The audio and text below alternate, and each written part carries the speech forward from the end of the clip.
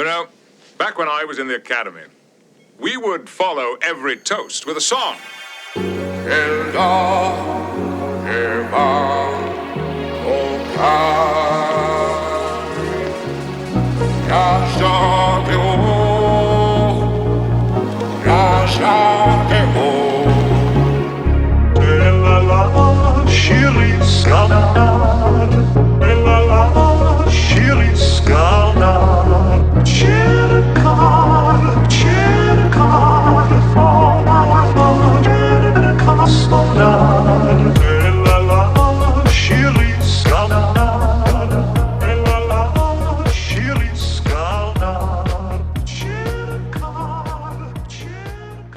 Hi everyone, welcome to Where No Bubs Has Gone Before, a Star Trek The Next Generation podcast hosted by me, Jay Record, and my father, Jake Record. We're recording this podcast for the benefit of my son and Jake's grandson, Ben the Bear, but we know that there's a huge audience out there that loves Star Trek, so we're putting all these out for free on YouTube. Hi Jake, how are you doing tonight? I'm good, Jay. And you? I'm doing pretty well.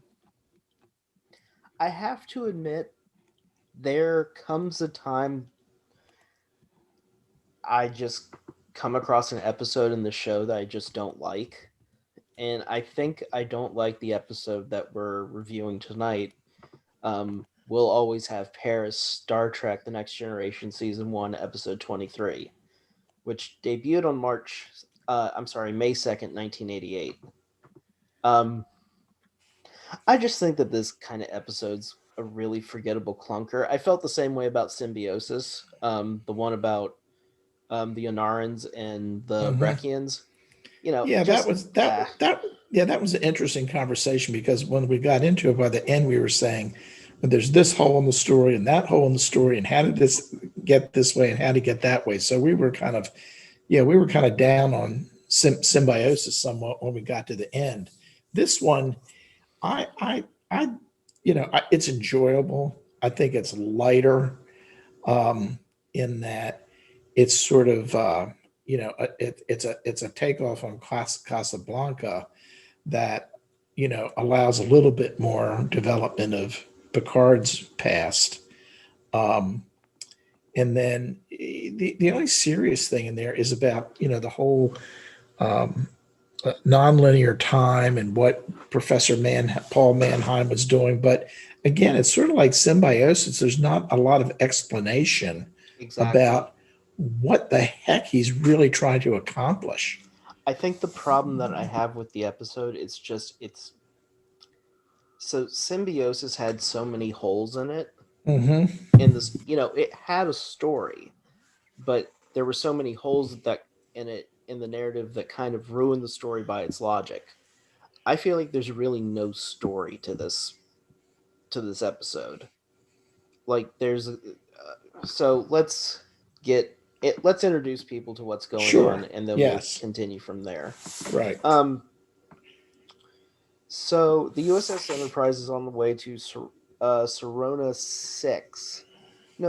8 for some shore leave when Captain Picard is fencing a officer by the name of Lieutenant Dean. During their exchange, a time loop occurs where they repeat a exchange of dialogue, and it turns out, after hailing Riker, Picard discovers this is happening throughout the entire ship.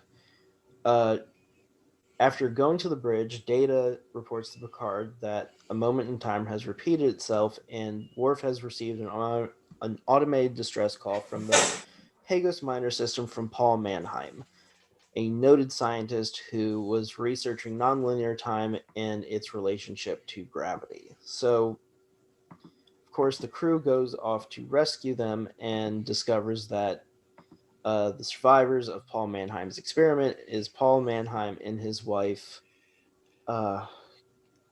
Gabrielle. Janice. No, Janice. I'm sorry. Janice, right. Gabrielle's the girl in the holodeck. Yes. But we'll get into her and Picard in a second. One thing I want to say is that there's this, it's becoming a typical way that they introduce the story, that they're going somewhere and then something else pops up and they have to, we're not going to go on shore leave quite yet. Oh, these are the most hard. These are the This is the most unlucky crew in the galaxy. Yes. On their first mission to just meet up with each other, they're assaulted by a quasi-omnipotent being named Q. Right, exactly. Like, every shore leave has been interrupted. Something has gone wrong multiple times this season. Like, this crew has been through it. I so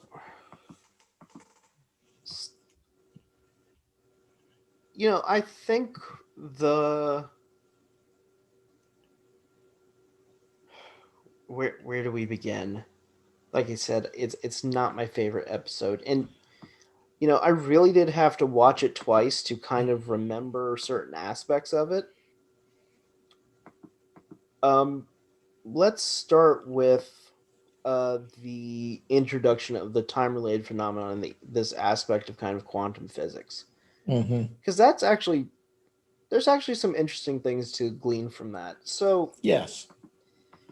in science fiction, there's always this kind of idea of multiple timelines, and if you can somehow rip a hole open in space time, which Paul Mannheim seems to have done, you can somehow access multiple timelines and multiple realities and possibly multiple dimensions.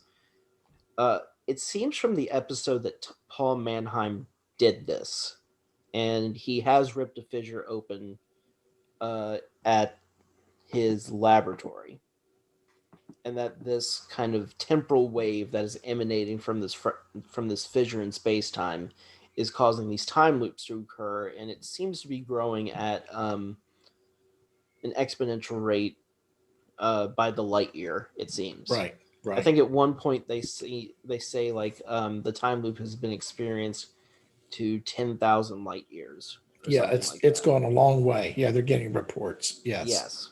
And this is bad because Mm-hmm. at one point Picard also says like, if we don't seal this fracture, there could be a rip in space-time, and um, the rules of this universe can be inalterably changed, Mm-hmm. which is possibly true, in terms of speaking of physics, because we know,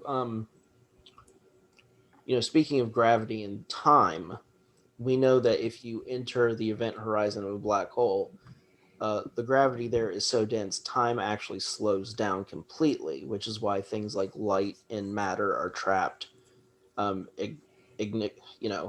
in this intractable, collapsing mass that there's no escape from. Well, some of the things that they represented here, you know, were kind of holes in knowledge to me, and part of it is that I don't understand as much as I would like to understand about quantum physics as it relates to time and gravity and all of that sort of thing. But for instance, when I have to mention this real quick because this came up in the last episode. Whenever they were down in the lab, the away team was in the lab, they really had good, mysterious music.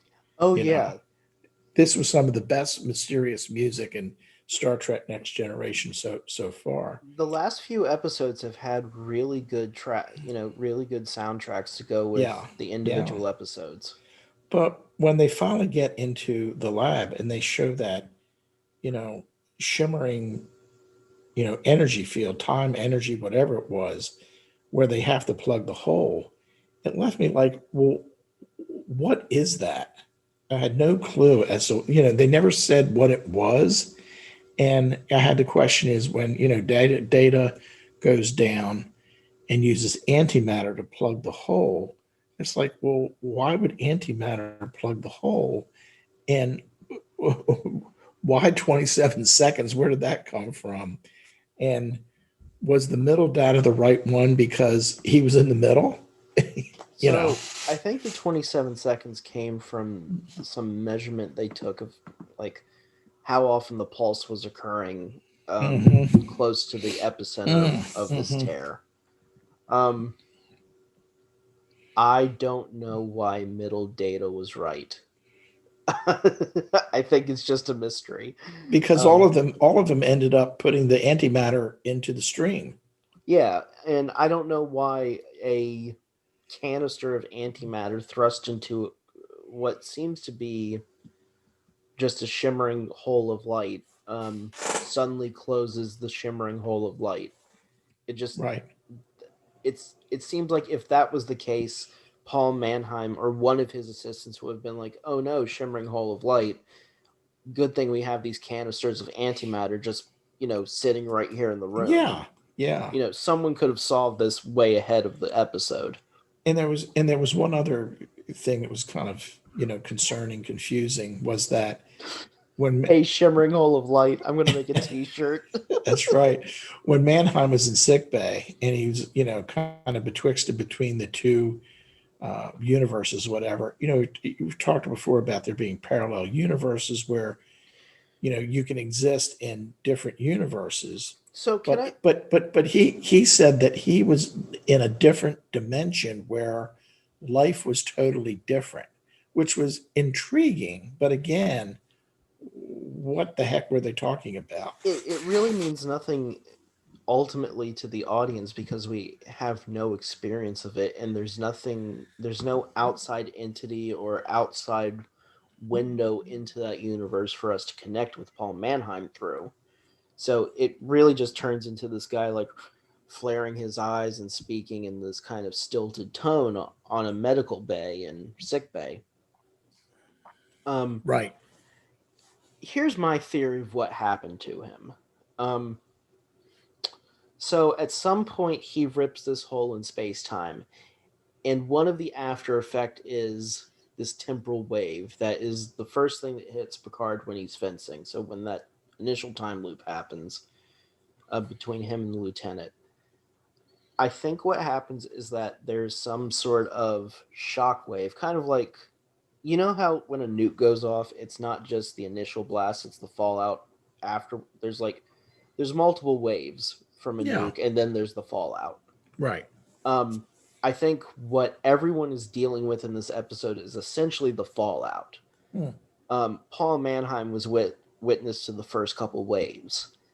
And what happened is that when he's struck by this temporal wave, his consciousness has been thrown into multiple dimensions or maybe into the. One thing about ripping a hole in space time is that it kind of gets in the Einstein's theory of general relativity that there's this kind of fabric between Hmm. time and space, which people call space dash time or space hyphen time, space time, Hmm. Hmm. and that this episode is talking about the ripping of that fabric. So essentially, if the fabric's ripped, it would probably kill you and rip you apart in science fiction and in real life, but you could probably stick one foot into another dimension and keep your foot in this dimension and be straddling two universes or two dimensions. So maybe what's happening to Paul Mannheim is that his mind is basically there. It's been ripped into that hole, Hmm. and he has one part of his brain in a parallel universe and his another part of his brain in our universe. And because of that schism, that's why Or he's experienced what he's going through. or if it's not a parallel universe, part of him, of his psyche, is in one dimension and another part of it is in the other dimension. Exactly. Yeah, whatever Um, that means. Right. well, it's very clear that he still has some sort of connection to his physical body as it Hmm. exists on the primary universe or the primary plane. Hmm. Um, it's interesting because there's ideas that through meditation you are able to access um, different dimensions and different sorts of realities. There is a true mystical tradition of believing in that. Hmm. I think that speaks more to the depth and layers of the mind and in the internal world that we all have in us. Um, Instead of there being I don't know if there's actual like I don't know if there's actual multiple dimensions because I haven't experienced that firsthand. Mm-hmm. And I'm not going to make any sort of affirmative claim on a science fiction podcast. Right. But I do think that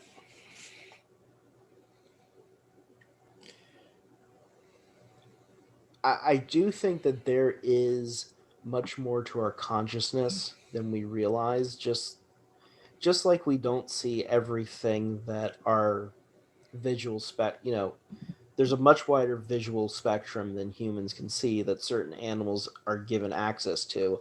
I think in terms of consciousness, That's a good point. I Yeah. think in terms of our consciousness, it's probably the same thing. You mentioned in a previous episode, maybe it was the last episode, about people dying on a surgery table or dying in a trauma accident, and looking down on themselves before they're brought back to life, or going to like a bright light or something like that Sure. before they're brought back. I Yeah. think there is probably a wider set of consciousness or experiencing consciousness out there than we give credence to. And maybe what happens when Paul Mannheim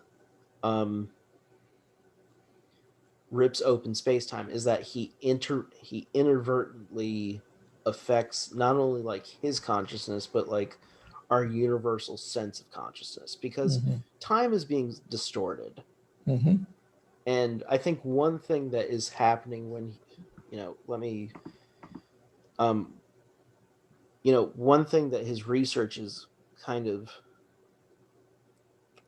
centered around is nonlinear time, which, if can I have like a minute or two to kind of explain to the audience maybe what that is in a crude way?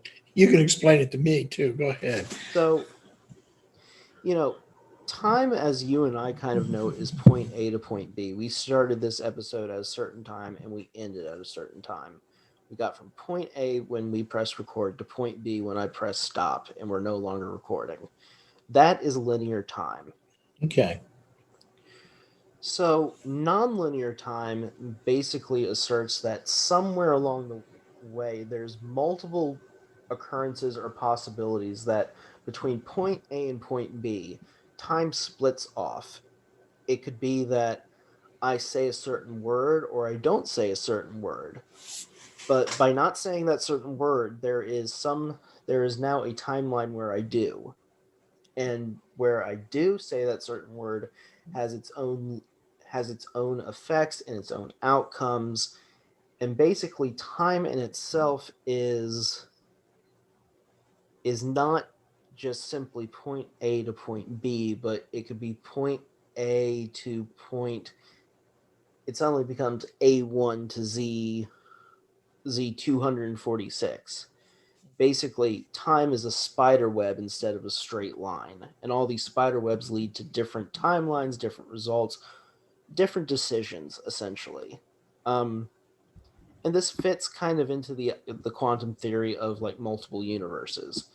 Okay, that's good, because that explains where, since they don't talk specifically about multiple universes in this episode, Right. That's where your explanation ties that in. Well, you have to think because of it's this in terms of perception. very much like what happened in the first Star Trek movie, the latest one with Chris Pine and so on. Yes. Well, to go further into this and talk for a second about the multiple universe theory, we can explain nonlinear time in a really simplistic way. Let's say that you and I am J prime and you are Jake prime, and this is the prime universe. Let's say the next universe is called the alpha universe, and in that universe, in the easiest thing is like something out of Harry Turtledove.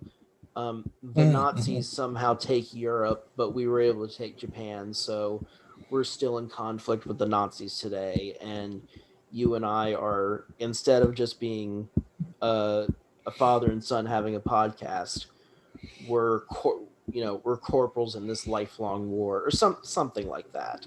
Understood. It's the same universe, but something's just drastically different that you can tell. Or maybe, and in quantum theory also holds that like maybe there's just another universe of you making the same decision, making the same decisions and making the same Right. mistakes over and over and over again as well. Right. We would be fighting, in what the example you used, German-based Nazis instead of the homegrown Nazis that we have to deal with now. Exactly. But I think the scene where Data kind of,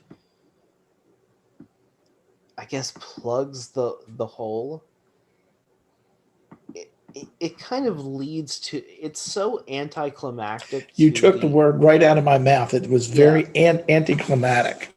well, the entire risk of the rip in space time, and even though they're reporting like people are feeling the time loop 10,000 light years out now, there's never a real feeling of risk to all of this. This episode really is more built around Picard's character and kind of people reacting to their captain somehow being a romantic creature all of a sudden instead of the authoritative one he usually is. Right. It's very much a I don't want to call it a soap opera episode because I think soap operas are actually should be a respected medium of storytelling. But there's very much a soapy element to all this. It's almost like a jilted lover, and then there's a cold, distant husband, and this kind of, and you mentioned Casablanca. Oh, yeah. And I have to mention, I've only seen Casablanca once, and it was for a creative writing class in college, and I can't remember a thing about it except like the Well, end. just the whole thing is that Is he Rick? Is Picard Rick? Picard is Rick. And is the Enterprise his bar? Well, they were. I can't remember if Rick had a bar in Paris, but he and Ilsa, who was in the Casablanca movie, was played by. I thought Casablanca was the bar. No, it was.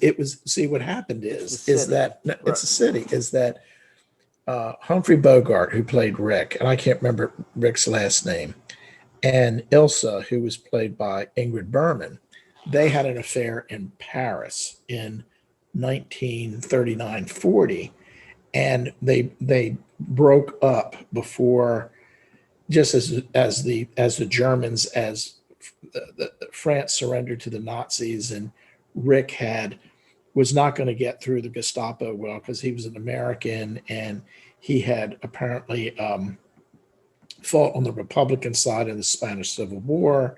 And, the Gestapo would investigate him, and he didn't want to stay around and so forth. So he fled south into Vichy government-controlled France, and ended up going to Casablanca and buying a bar, which was Rick's Café Américain. Oh yeah. And so he was there. So then Elsa had met this guy Victor, who was paid by the actor Paul Heinrich, and married him. And he was a anti-Nazi member of the Vichy government. And the Nazis were trying to get him and so forth. And there was a lot of stuff once they got to Casablanca. It was a big brouhaha about getting transit papers so they could escape to the west. They wanted to get to Lisbon, because Lisbon was basically neutral, and then they could get to England or America and that sort of thing, and to continue their fight against the Nazis. So, Rick's there in Casablanca, in Morocco, and Victor and his wife Ilsa show up, and then, there's this, just like what Picard did with Janice. When he heard that it was Paul Mannheim, he knew that Janice was married to him, and he's all starts getting emotional, and Troy picks up on that. He starts acting weird. And then, they have the same sort of, interplay, similar interplay to what Humphrey Bogart and Ingrid Bergman had in the movie Casablanca, which I think was 1942. And then, basically what happens with, what happens in Casablanca is that Rick arranges for Ilsa and Victor to get the transit papers, and they escape the Nazis. And it's actually very exciting at the end because this one kind of, I guess I don't know if he's Gestapo, but it's like a German military attaché in Casablanca. Rick actually shoots him in the end, right at the Casablanca airport, as the plane carrying Victor and Ilsa are about to leave. Yeah. So it's a very different, ending in terms of the relationship between Picard and Janice, and with their conversations, he reveals why he didn't show up at the Café des Artistes in Paris when they were, going to continue the relationship. And he reveals that he, decided that he realized that he was an adventurer. He was going into space. He was not going to be around. So he didn't show up. And that left the relationship incomplete for both of them. So Well, they had the opportunity to complete their relationship and say goodbye. Well, let's talk about all that, because that's a great summation. But let's dig through some of that. Um, I wanted to talk about Cafe Artiste for a second Mm-hmm. because Picard sets up a very specific scenario when it comes to the Cafe d'Artiste. It's Paris on April 9th at 1500 hours on a warm spring day. It's interesting that Picard constructs it that way because it later turns out when um, Janice recounts what actually happened when he doesn't show up, it was actually raining at the Cafe d'Artiste. So, in many ways, I think it's a very interesting interplay about memory and how we kind of account certain things in the past. Yeah, that was a point I missed. Right. Yeah. Um, I think Picard, in many ways, isn't. We often talk glowingly about the character because he does have so many admirable character qualities, but there's also a part of Picard that is very. I wouldn't say self-centered, though there is an element to that, a great element to that, but very insecure about the idea of being rooted to someone or something. In many ways, the show is about him becoming rooted to an actual crew. And I think it's interesting because we don't get much of Picard's backstory. We get some of it here, but we don't get much of Picard's backstory on the Stargazer or any of his previous assignments. So we know that he has friendships, and he's had friendships in the past, including like um, Admiral Quinn, that I think that we saw in the previous episode. Mm-hmm. The one where they go into review. I can't remember the title of it at the moment. But, Admiral Quinn and him are friends. I think the next episode, Conspiracy, it's very clear that Walter Keel and him are very close friends, to the point that Beverly's involved and knows Walter Keel on a very personal basis. Um, but we don't really know anything about Picard's career and some of the sacrifices he made to become a captain. And it seems like this is one of them right here. He, he doesn't pursue a relationship with Beverly Crusher because at first, she's married to Jack Crusher, and then the tragedy involving Jack Crusher occurs and they don't see each other for a long time. But he's so devoted to his duty. There is this, I think, inward pining for a companion, but he's so his character is built to be so detached from, just normal human interactions with things like a significant other or children. And it's interesting because in some ways Kirk never had to deal with kids, and Kirk always had like this barrier on the show with a significant other where he's like, I'm bound to my ship. But Picard as a character is explicitly avoiding certain human things. He in this episode, it reveals a little bit about his past and that he is capable of having, intimate relationships, but he can't have what I'll use the term dedicated relationships, which is why he, did not show up at the Cafe des Artistes and left Janice alone. And Mm-hmm. she followed him to Starfleet headquarters. She traveled by a transporter to San Francisco and he had already shipped out. And, It's kind of cowardly. well, in a way it is. And what I think if you go look at, through all the whole Next Generation series, you see that he has this relationship building with, the crew, particularly, the senior crew, that the characters. We saw that in Skin of Evil with his relationship with Tasha Yar. But that relationship was more Tasha toward Picard than Picard toward Tasha. And throughout the series, Ooh, that's an interesting perspective. Yeah. he developed close personal relationships with all the main characters. There's the Beverly thing that's, touchy feely. There's the Riker relationship. The data relationship is very strong. Worf. Yeah. His Geordi. relationship is he relies on Troy a Troy. lot.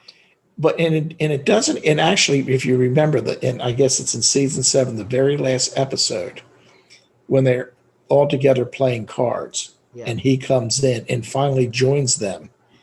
That is when he really realizes how deep his relationships were with the senior members of the crew. It's just not individuals, but it is the group, and he joins the group at the very end of the series. Well, even like the follow-up movies, in Generations, the original crew is still there on the Enterprise D. When they finally get into First Contact, in Insurrection and Nemesis, everyone's still there. Yeah. And at that point, it's actually kind of interesting because everyone's still there at kind of an advanced age in their individual Starfleet careers. Like Beverly Crusher at the end of Nemesis goes to become the head of Starfleet Medical, but she's been the head of Starfleet Medical once or twice now. Right.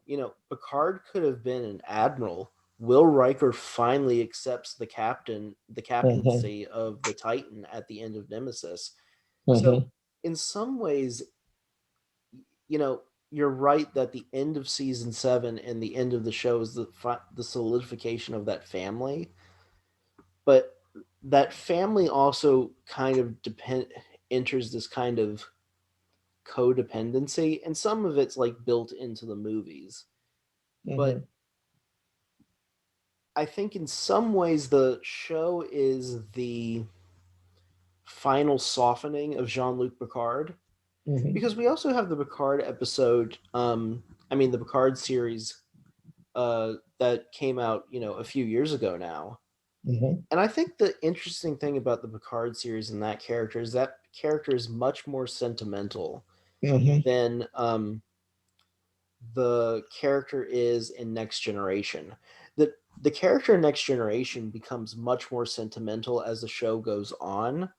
Like he softens from kind of like this kind of by the book military officer following the Prime Directive to kind of this more sentimental guiding figure for not only his crew but somewhat the Federation in general.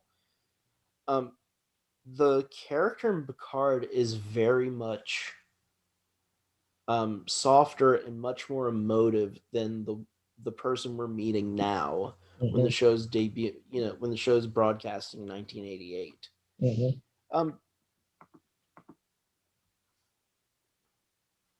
What do you think about Data getting to the point that that the time anomaly is more of a fart than? Well, I just think I made a note about that because I think there's a lot of times where, they kind of make a joke of they asked Data to report information on something they're interested in, and he just kind of rambles on. As a matter of fact, I think in one episode he mentions that he rambles and so forth. But then, he he said "Oh, it's like a hiccup," and David says, "Well, no, it's more like," and he doesn't say the word fart, but you know what he's going to say. So I think that was just a humorous little thing that they put in. Yeah, that's probably true. Um, let's see. This episode's just very, very light. Now, one thing about Data that we need to mention is the conversation that when they need to send somebody back to, they realize that Mannheim set up a defense system, and they need to send somebody back to figure out what's going on, and then he ends up repairing the hole in time. Picard and Data have that conversation in one of the Enterprise passageways of why it makes sense to send him back alone, because he's a machine. And it just made me think of some of the conversations we've had about, well, how will interplanetary or even interstellar exploration really take place? Rather than sending humans, will we send robots out there? Will we send machines? And we've already done that, because that's what we've done with the Mariners to some of the planets, and that's what the Voyagers have done. And they're still, I think one of them at least is still sending Data back to us. So it really brought up the point that if you have a situation, an environment that might be really threatening to humans, let's send a machine instead. And it gets into the personal aspect of it. Data says to Picard, well, then I'm dispensable. And Picard just, again, making a statement about the humanness that Data presents is, no, it's more like indispensable, that, yeah, I have to send you because you're a machine, but it's very important that you are on this ship.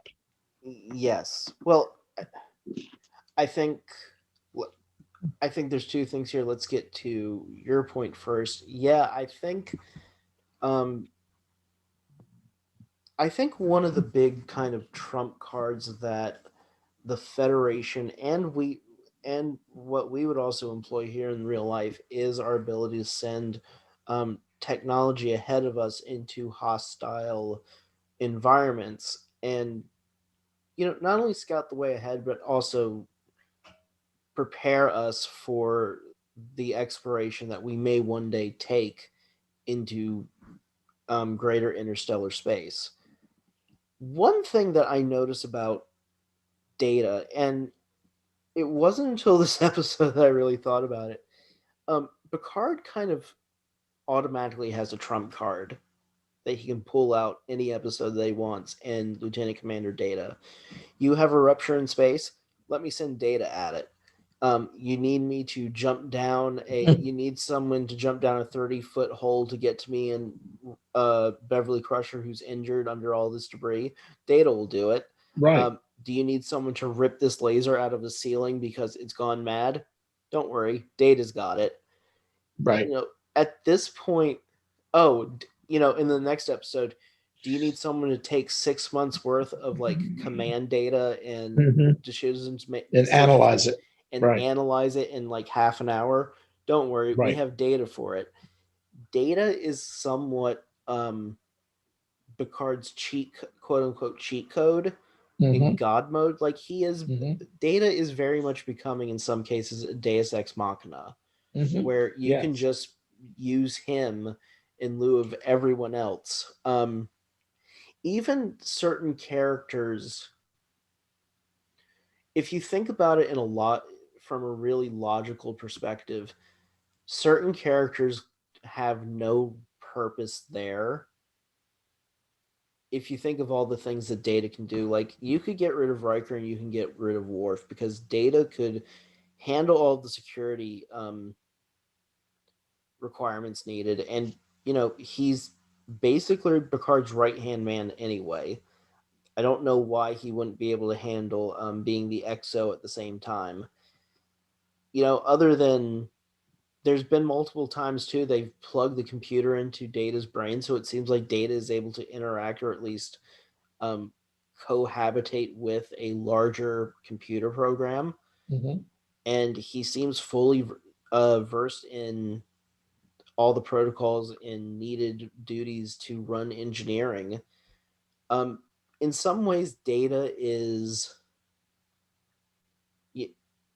it's good that he is there as a narrative device, but in all practicality, he is he's just kind of a big sore thumb if you think about it too hard.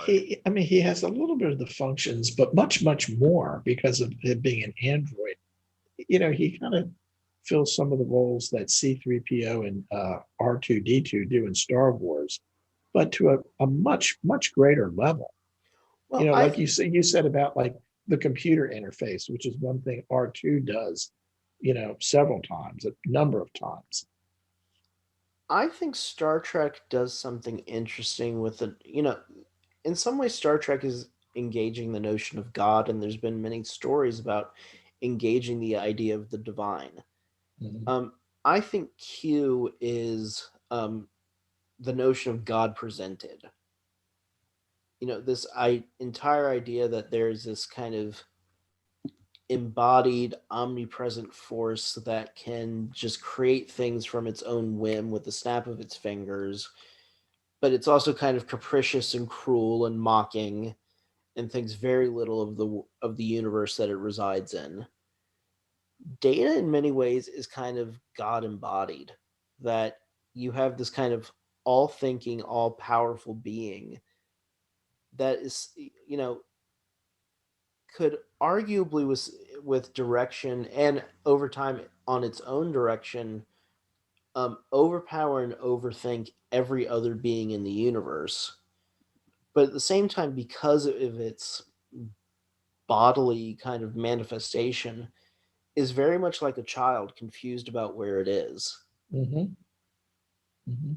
There's a lot of interesting stories being told, I think, on that level with a character like Data. And I think if you just put aside the trump card aspect, Mhm. a lot of a lot of these episodes only work if you have kind of this godlike character present Mhm. that Picard is able to rely on. And I don't think it's necessarily a bad thing, but I do think it's something that's there. Mhm. That in many ways isn't employed in other series. Like their Data really is unique in this aspect. Because you don't have a character this powerful or with this much potential in DS9. You don't really have this kind of, well, there's the character of Kess and Voyager, but even in Enterprise or Discovery, there's no character that has this kind of power differential to the rest of his crewmates. And I think that power differential is kind of on display here and has somewhat been on display all season if you really stop and think of all the physical feats and all of the kind of miraculous things we've now seen Data do. Mhm. Um, is there anything that you would like to cover before we end for the night? Oh, um, Oh, the one thing is, I think it was interesting just in terms of the Picard Beverly Crusher yeah, relationship. She shows a little bit of jealousy that she sees, is confronted with a former love interest of Picard. And Troy picks up on Beverly's very uncomfortable with this because, I find it fascinating. Everyone knows. I think everyone on the crew knows that there's something between yes, right, Picard and Crusher. right, And I think it goes back to like the Naked Now episode where right. everyone was just kind of exposed. Yes, exactly. So Um, it kind of it provided the basis to embellish the Crusher character, Beverly character, vis-a-vis what her feelings are for Jean-Luc that we know will be consummated in the future. well, I thought it was interesting that we had the revelation, from a writing perspective, we had the characters kind of reveal their feelings on their sleeve. Because on one hand, like Picard reveals to Janice the reason why he didn't come to her that day in the Cafe d'Artis is that he really did fear this sense of like if he stayed with her, he would have been rooted to her and rooted in a sense that he wouldn't have been able to you know, pursue his true sense of who he was, which is this Mhm. adventurer and Exactly. explorer. Exactly. I think on one, I think that is tragic in a sense because he has to give up things for his ambition. Hmm. And I think despite the culture that we live in now that says like giving things up for your ambition is cool, I think certain things like love and family and companionship kind of trump ambition sometimes. I think Hmm. these are the Hmm. things that give actual zest to life, not the material Well, things that we you gain. know, you talk about the story. There's so many stories about individuals making that decision to dedicate themselves to a certain cause. And part of the story is they always um, end up realizing that they have a loss of what they give up in terms Oh, of family and children and relationships. And Will Riker and Deanna Troy. Will Riker wanted to be a starship captain, and that's why he and Deanna are not in a relationship. But later on, he becomes a starship captain. He and Deanna are married, and by the Picard series, have had 2 children at least. mhm. Um, I think you're right. It is a very a lot of these characters are kind of stuck in that position of um, they have put their career before everything else, and I think you know, I think in the '80s, especially in the late '80s and early '90s, there was the conversation of kind of the workaholic culture that was really developing. Yes, right. Um, I think in the future, well, it's interesting, and I didn't expect us to talk about this, but it's good that we brought it up. Um, I think in the future, it's going to be interesting if you have labor and let's say you have people on a starship like the Starship Enterprise, which is this galaxy class city that's basically hurtling through space. What does what does a typical shift for like Jean-Luc Picard look like on a day? Is he on the bridge for like 12 hours, 15 hours, and then like the rest of it's his time? Does he work 4 hours a week? Like what's a interstellar week for them? But we know, right now with the way technology is changing here in 2021, we're already discussing things like a 4 day, even in some parts of the world, a 3 day work week, and rebalancing the distribution of payments in terms of how people make a living based on that. And I was wondering if you had any reflections in terms of like just the workaholic culture of the '80s and maybe the '90s, and Well, I was maybe the going to. changes that you see happening in labor as it relates to maybe the show and just in general. No, I think it's interesting that we bring this up because just in the last year with the pandemic and everyone, um, shifting from working in the office, Mm-hmm. if you're an office worker, to working home, and depending on video conferencing, video communications. And there's just something I think was watching NBC News tonight that 44% of all people that work in offices really don't want to go back to the office as it was. They generally want to work more from home or totally at home. And if they go into the office only for, special events where it's, really determined necessary to have face-to-face contact and so on. And there's much discussion that working from home, it works both ways. I think we're still trying to figure this out because some people say, particularly women, because if they have children to take care of and to get to school and so forth, if they can work from home, it's much easier for them in that Well, family caregiving role. At the same time, some people I think have felt like, well, since I'm not in the office, I really have to work harder and put more time in. So I think that we're still, I think that the changes in working environment, working habits that the pandemic caused there's going to be permanent changes. We just haven't figured them out yet. And I'm talking about individual workers, groups of workers, and companies also. You know, it's good that we're talking about this because, we sometimes during these episodes forget, and I think it's a good thing that we forget because it means that we're having a good time. But it is 2021, and there's still a pandemic going on because of the coronavirus.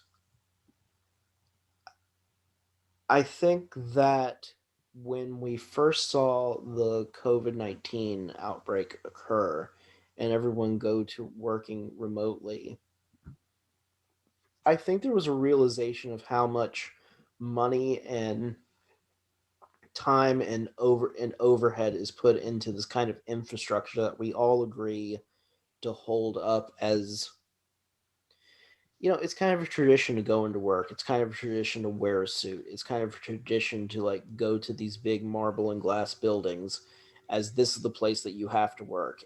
Because if you're working from home, somehow you're not working. And I think once people were forced to actually work from home, that illusion was shattered.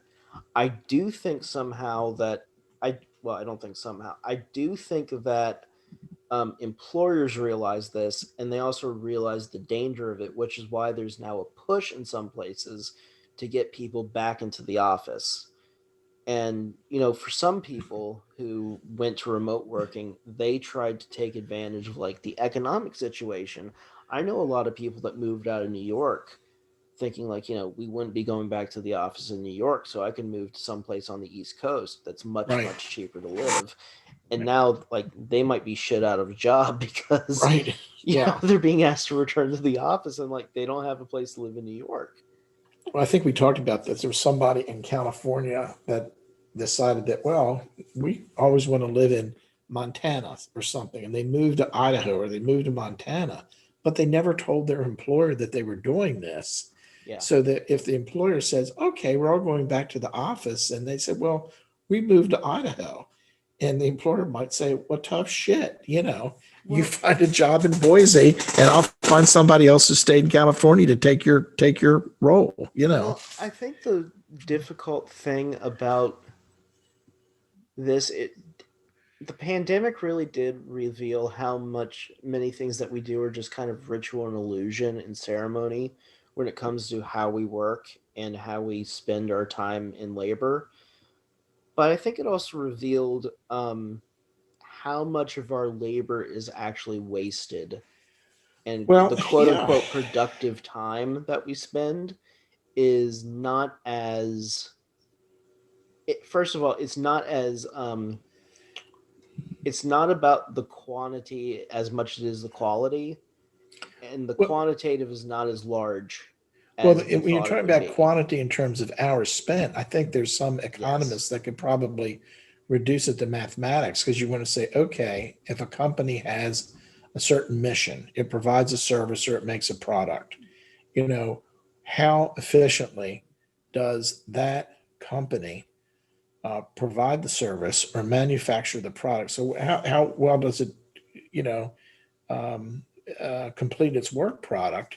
And the efficiency with which that is done, whether it's in office or somebody working from home, um, the efficiency of that work product and how that relates to um, the company accomplishing its goal, including its financial and profit goals, that should be the measure at this point. Well, Now, I think one. I mean, Yeah. obviously, if you have a manufacturing process where you have to have, even with more automation and the advent of robotics, you're still going to have some degree of human control to have to be on site for factories and so on, which is a little bit different from office work. I agree, but I think a lot of our economy here in America is currently built around that office work and in that service industry because we offshored a lot of our manufacturing Mhm. and minimize the kind of economic footprint that our manufacturing sector used to take up in terms of the amount of jobs it employed. Um, Mhm. it could be argued that America still has a powerful manufacturing sector, but because of automation and AI, the requirement for human interaction and intervention is minimized. And I think that's kind of the point of the question I'm getting to in terms of how in the future is our labor partitioned out in terms of time we have to spend on it. Because, you know, in many ways, Picard could spend, Picard obviously spends time on the holodeck. A lot of them obviously spend time on the holodeck or reading or, Picard. This episode opens with Picard fencing. How much time does he spend fencing during the Well, movie? Like 2 hours? just from a practical basis, they're traveling from one point in the galaxy to another, and even if Correct. they're traveling at warp 6 or warp 8, and it's 4 days to get there. Other than having the bridge crew on there monitoring the controls to make sure they're working, and the science officer looking at any other ships that show up that can provide that could cause a threat, or of course communications are going to listen to the distress call that diverts the Enterprise just about every episode. I mean, what the heck is there to do? Well, I think it says an interesting thing about what our personal existences are going to be in the future, because one thing that a lot of these people do is like play poker, they play games together. Picard is an avid reader. He and Data, in future episodes are going to spend time on the holodeck together and reenacting Shakespeare.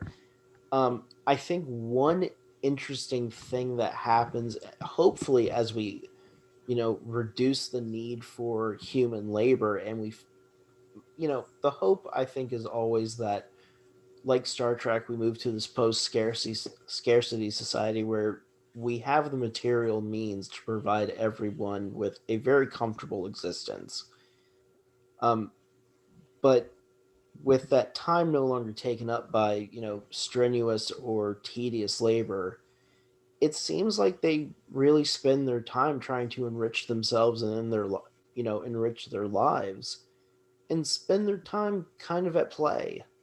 Well, and even look at some of the past science fiction movies. Like I'm thinking of 2010, the sequel to Stanley Kubrick's 2001, where they're just going to Jupiter. They actually put those people in stasis. Right. Well, And there's a lot of movies where they're going supposedly close to light speed or super luminal speed, beyond the speed of light, and it's still taking them long enough that they put them in some sort of sleep chamber. there's a running joke within the Star Trek fandom that the Enterprise D is this kind of this luxury galaxy cruise liner Right. that everyone's kind of like living their best life on this boat. Right. They go on duty every so often, but otherwise they're living this fantasy. One thing that I find interesting is that once Janice and Picard have their kind of final interaction on the holodeck, and they have that champagne that they don't share, which I always find is kind of a little bit of an odd scene. When Picard walks back into the bridge, like even Geordi and Data kind of turn to see what his reaction is. It's a very sweet scene in terms of the crew being very invested in the emotional life of their captain. Yes. And I think everyone kind of having an expectation like, okay, we know that he puts on this show for us, that he's always in control, but this guy's just as human as we are. But getting back, we've kind of meandered, but while Picard wears on the sleeve that he doesn't want to be rooted, I think it's kind of sad that Beverly wears on her sleeve that she just doesn't think that she's worthy enough for Picard, in a sense of like his attention or his affections, and even going saying like she can't compete with the ghost that is Janice Mannheim. I think I actually think it's a kind of sad moment for the character in this episode in a way that doesn't get resolved at all. It's kind of just left there hanging. Is there any final comments that you want to make about this episode? No, not really. I think we've dissected it pretty well at this point. where do you think it fits in the general season that we've viewed so far? Where do you rank it in terms of the episodes you've watched? Do you think it's one of the better ones, the crappier ones? I think it's not crappy. I think it's one of the weaker ones. Yeah, I you Yeah. know I just kind of always forget this one a little bit. Hmm. It's a little, like I mentioned, it's a little bit like Symbiosis. But Hmm. on that note, we'll wrap it up. Thank you everyone for joining us. We will come Yes, back. thank you. We will come back next time for actually a very exciting episode with Star Trek: The Next Generation, Season 1, Episode 25, Conspiracy. So see you all then. Thank you, Jake, for joining me. Thank you, Jay. Good night now.